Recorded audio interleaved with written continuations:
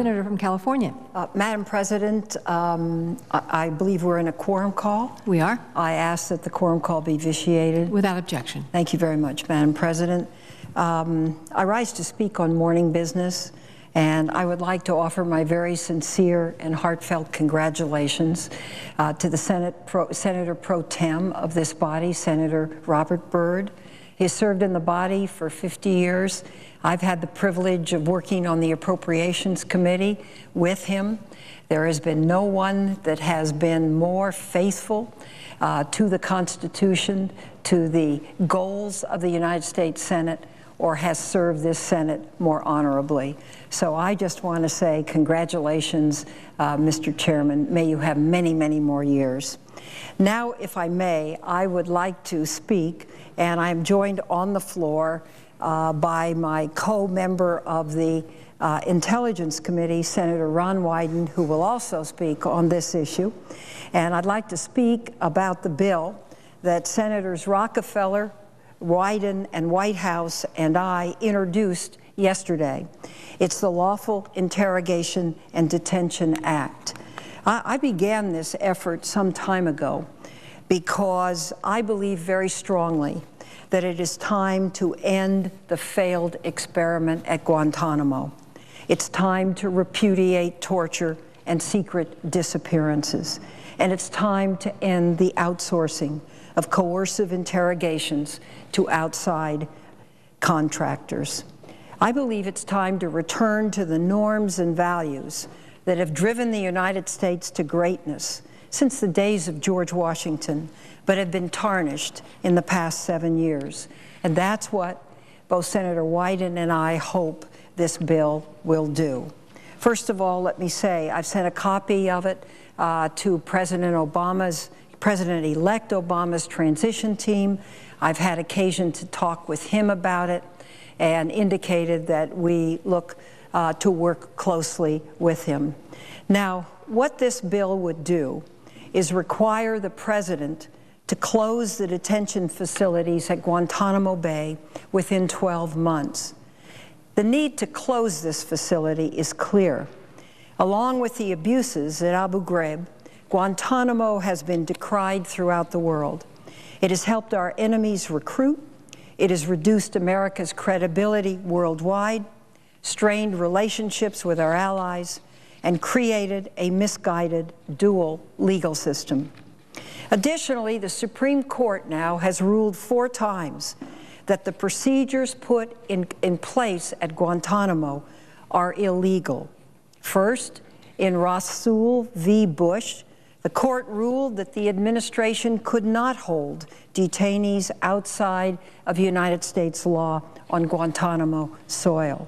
Second, Hamdi versus Rumsfeld, in which the court ruled that the government could not detain a United States citizen without due process, and struck down the executive's process of labeling detainees as unlawful enemy combatants. Third, Hamdan v. Rumsfeld, in which the court struck down the administration's process for trying detainees outside of the civilian legal system or the Uniform Code of Military Justice.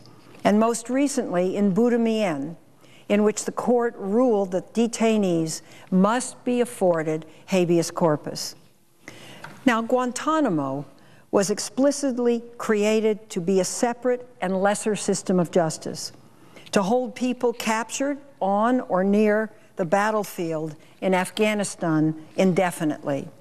In 7 years, it has produced 3 convictions, including Australian David Hicks, who agreed to a plea bargain to get off the island, and Osama bin Laden's driver, Salim Hamdan, whose sentence is almost already up.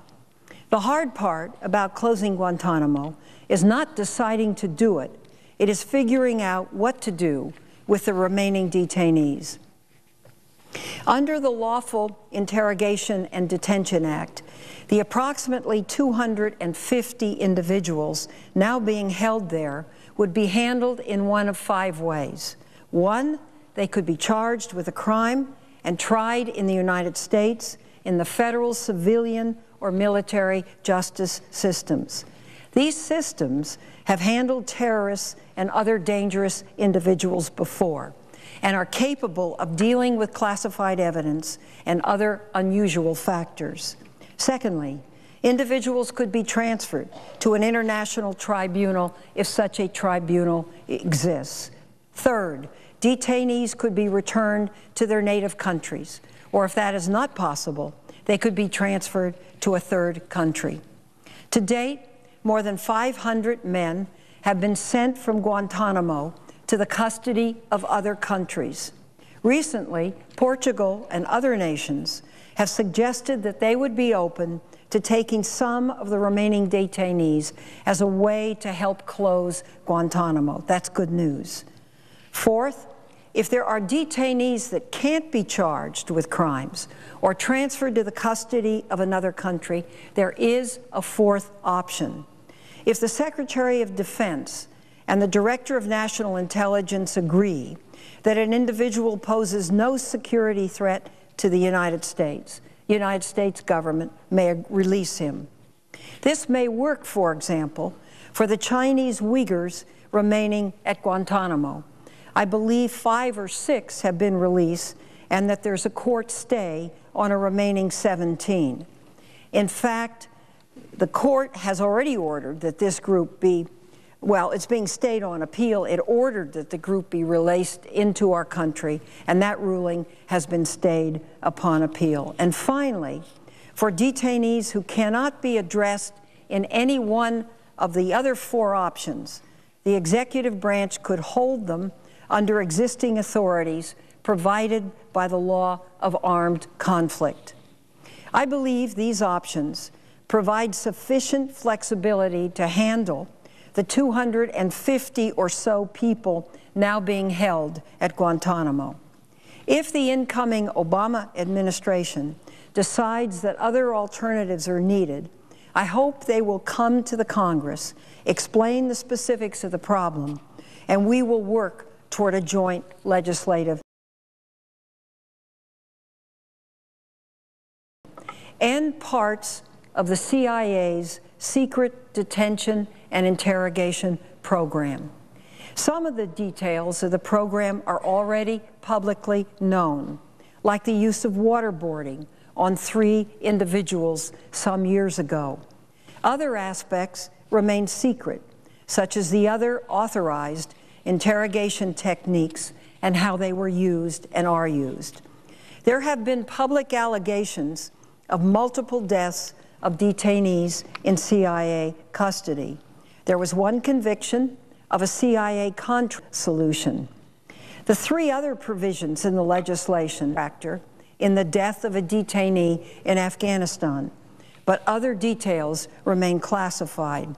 But it is well known that on August 1st, 2002, the Justice Department approved coercive interrogation techniques, including waterboarding, for the CIA's use.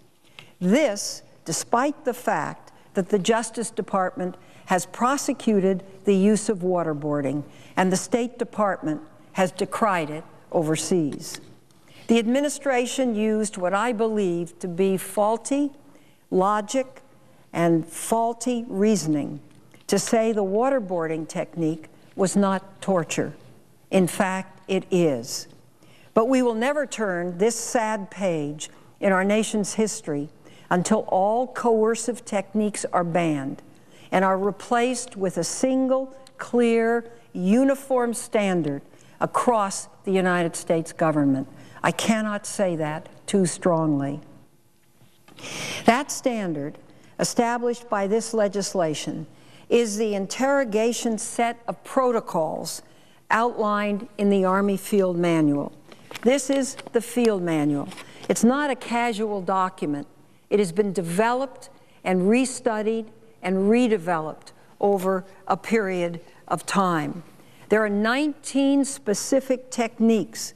They work for the military and operate under the same framework as the time-honored approach of the FBI.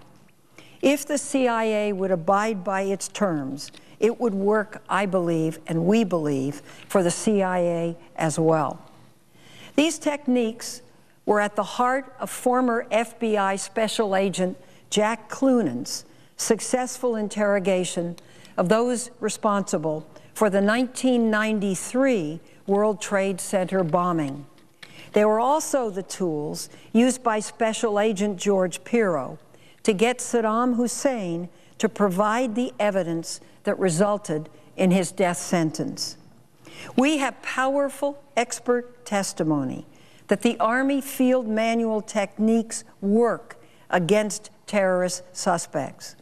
The manual's use across the government is supported by scores of retired generals and admirals, by General David Petraeus, and by former secretaries of state and national security advisors of both parties.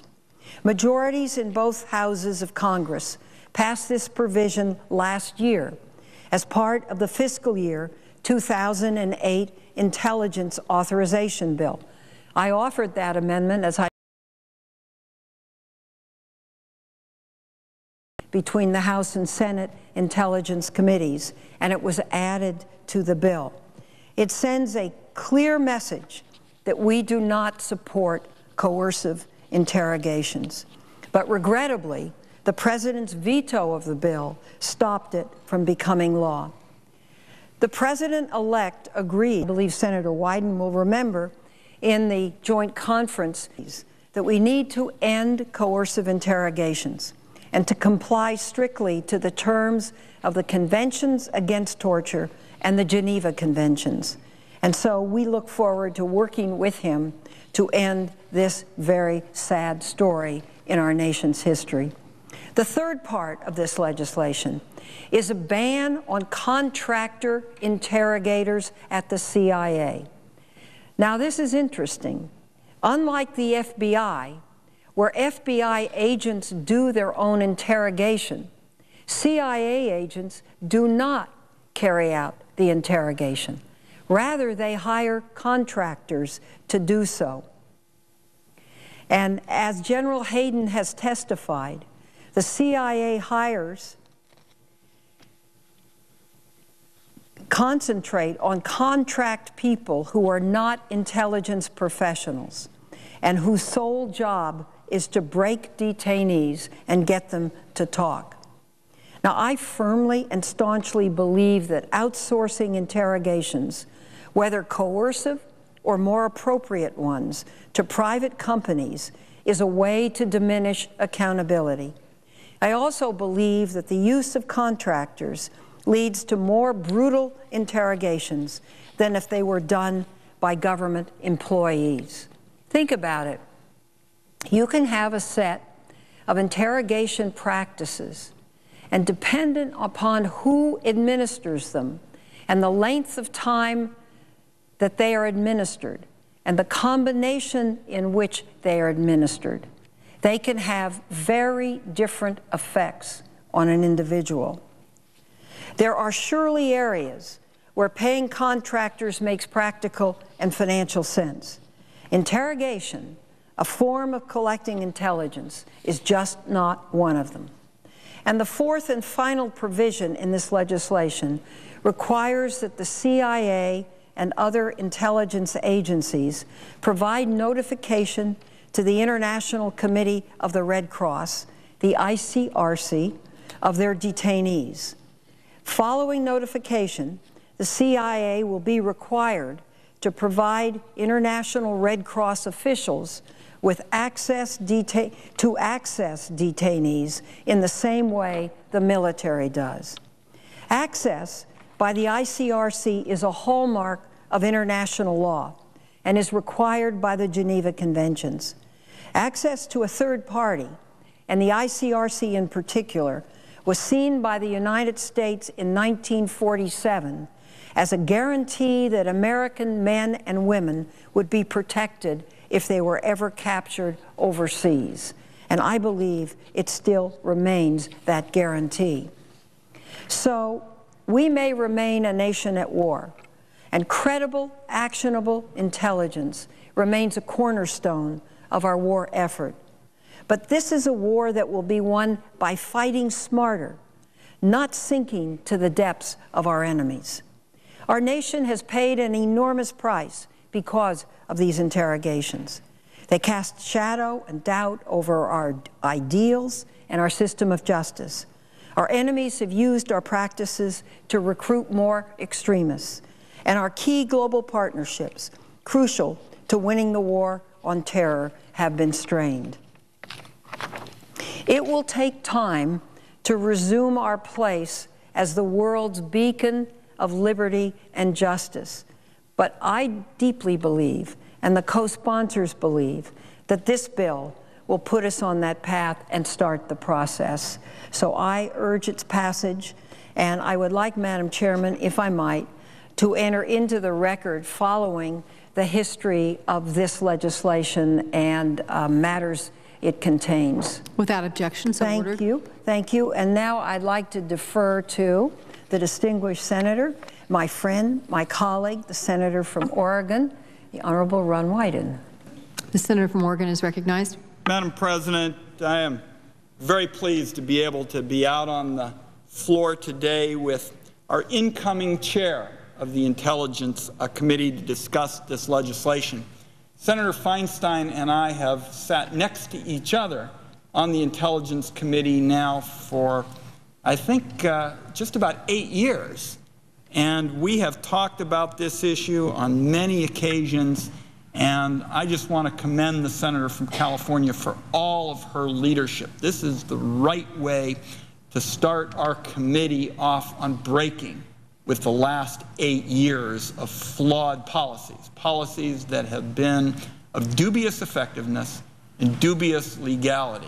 And I am very pleased, honored, to be one of your co-sponsors. I note that our outgoing chair, Senator Rockefeller, is one of our co-sponsors, and Sheldon Whitehouse, the distinguished senator from Rhode Island, one of the co-sponsors, has been a great addition to our committee as well. So I thank the chair for all her leadership. Madam President, what I think Senator Feinstein has touched on, and very thoughtfully, is that if you share our view that it is possible to fight terrorism ferociously without compromising American laws or American values, you must, as Senator Feinstein has correctly stated it, you must be smarter in order to strike that balance in a dangerous world.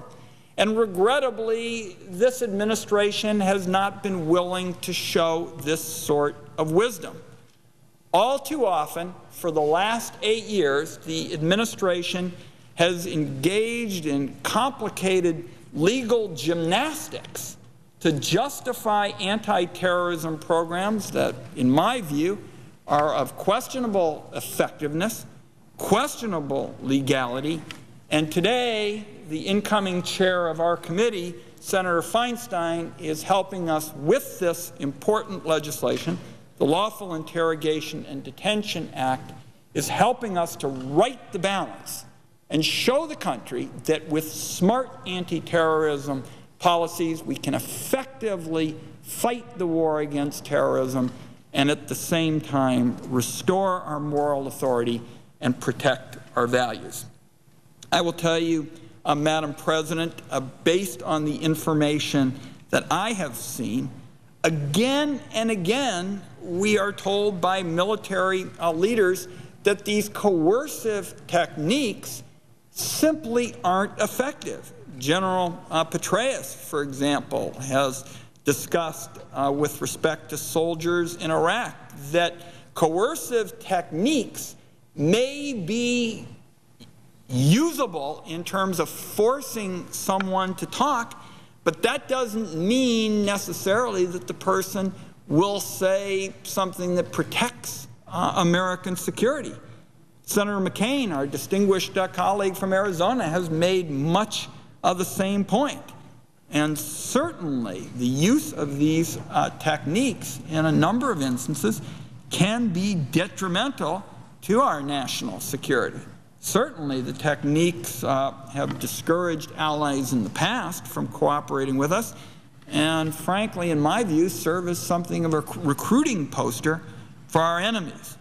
One of the areas that I hope to pursue in the future, not as part of this legislation, but working with our incoming chair, working with our ranking minority member, Senator Bond, and the administration of the President-elect, is I hope to be able to declassify a significant portion of the history of this program, particularly the legal underpinnings of this program, so that the American people will actually be able to see that much of what has been done in the last 8 years simply is not as effective in the war against terrorism as the American people deserve.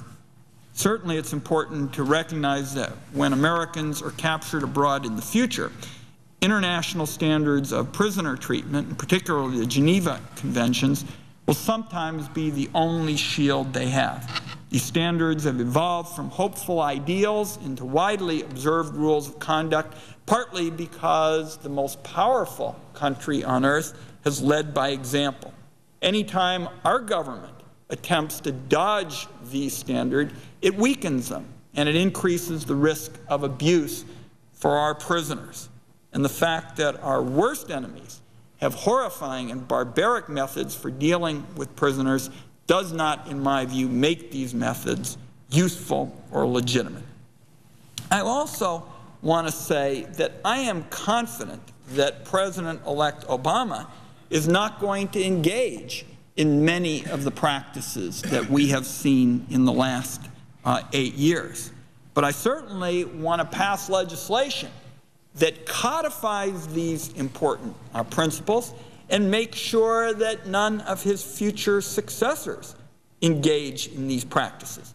That means you've got to make the laws plain, you've got to make them strong. This legislation will make them plainer and stronger than they are today, and I would submit that is essentially what Senator Feinstein has been working for all these past years. I want to mention a couple of the other provisions. I was struck by Senator Feinstein's comment with respect to the use of contractor interrogators at the CIA. As Senator Feinstein knows, we don't get to have a lot of open sessions in our Intelligence Committee. That's for obvious reasons. We're dealing with classified material. But I have felt like Senator Feinstein very strongly about this topic and actually raised this concern with Admiral McConnell at his confirmation hearing to head our intelligence service. I remain concerned about this issue, and that provision in the Feinstein legislation is especially important in my view because interrogators must be accountable. And under the clear language with respect to these interrogators in the Feinstein legislation, that will be the case.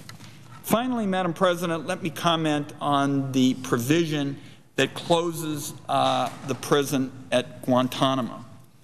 During the past 8 years, I was concerned about the potential impact of this legislation and this provision.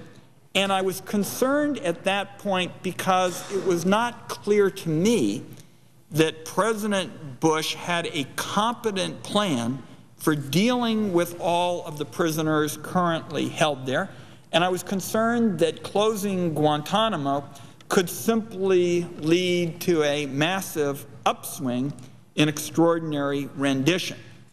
Now, fortunately, President-elect Obama is working on a very different strategy for dealing with those prisoners at Guantanamo.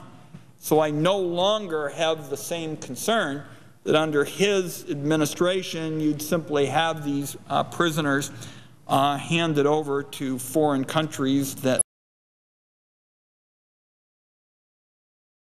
if you looked at the intent of the Bush administration in this area, they sought to create a prison at Guantanamo Bay would torture them.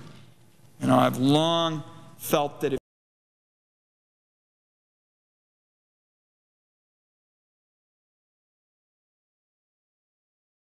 that would be under U.S. control, but beyond the reach of U.S. law. Now the Supreme Court has definitively ruled that constitutional protections apply to people at Guantanamo Bay, so I would hope that even the prison's strongest advocates would say that it serves no useful purpose. And the combination of the clear language in the Feinstein legislation that we discussed today and that President-elect Obama is looking at a comprehensive plan for dealing with the prisoners at Guantanamo to close this prison and do it in a responsible fashion that will protect America's national security interests. Madam President, there are 4 of us who are sponsoring this legislation. We have sought for many, many months to get these issues of interrogation and Guantanamo right. We have consistently tried to pursue this in a bipartisan fashion. We are going to continue to do that in this session of Congress, and I believe that under the leadership of our incoming chair, it is going to be possible to get our nation's counterterrorism programs back on a firm, leaves me with a reassurance that there is a legal and operational footing and prevent the mistakes of the past from being repeated. Madam President, with that, I would yield the floor. Madam President. Senator from California. If I may, for just a moment of personal privilege, I'd like to thank the senator. You know, we're both Westerners, and we did sit together, if you're right, for about 8 years on the committee, and as such have had a chance to discuss and talk a great deal about this. And it really is a matter of very deep conscience and a sense of values of everything that this nation stands for. You know, the thing that sets us apart from many other countries who pick people up and do horrible things to them, we don't do that. And we've always had such pride in it. And what I want to, you hit a nail on the head, and that was that people may talk, but they can say anything they want. And it's not necessarily valuable. It's not necessarily really actionable intelligence. Sometimes it might be. But that there are other ways of doing this and not sacrificing the values that we hold dear. And the nearest tool to achieve that is the Army Field Manual. And so it's been great for me to work with you. I look forward to working with you in the future, and I thank you very much. I yield the floor, Madam President. If this were a dictatorship, it'd be a heck of a lot easier. Just so long as I'm the dictator.